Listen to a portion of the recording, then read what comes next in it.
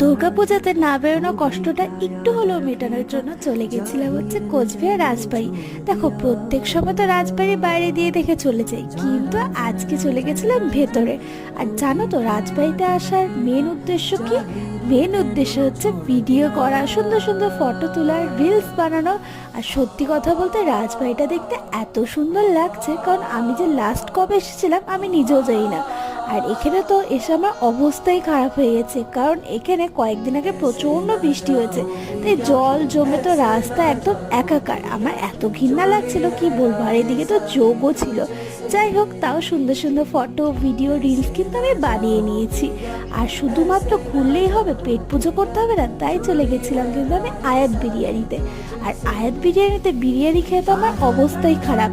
আরও কি কি হলো এগুলো সব যদি জানতে চাও তাহলে নিচে লিঙ্ক আছে, আমি কিন্তু ভিডিও দিয়ে দিয়েছি, বড় ভিডিও, গিয়ে দেখে নাও। Bye bye.